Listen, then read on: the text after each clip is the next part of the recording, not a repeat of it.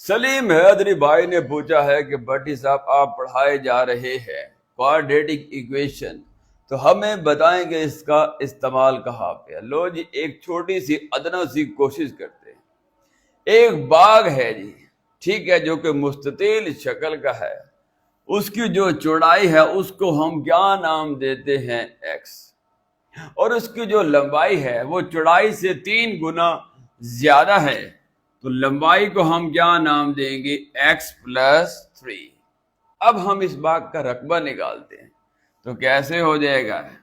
रकबा बराबर है चौड़ाई मल्टीप्लाई बाय लंबाई, x मल्टीप्लाई बाय x+3। तो ये क्या हो जाएगा? x into x, x square, plus 3 into x, 3x। अब फर्ज कर लें एस्टिमेटेड जो रकबा है वो आपके पास आ जाएगा 40 मुरब्बा मीटर। आपने एक अंदाजा लगाया, तो रकबे की जगह क्या लिखेंगे? 40 बराबर है x square plus 3x, plus का 40 इधर आके माइनस का हो जाएगा। और आप देख सकते हैं ये क्या बन चुकी है? Quadratic equation.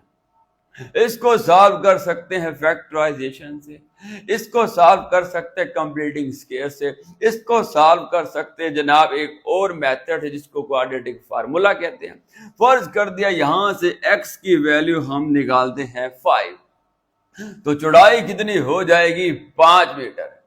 और उसकी जो लंबाई है 5 जमा 3 कितनी हो जाएगी? 8 मीटर। समझे कि नहीं समझे? इस तरह हम उस बाग की चौड़ाई और लंबाई भी बता सकते हैं। तो ये था कोशिश, तो ये था क्वाड्रेटिक इक्वेशन का डेली लाइफ में इस्तेमाल जो हम करते हैं, लेकिन हमें मालूम नहीं है। अल्लाह हाफिज।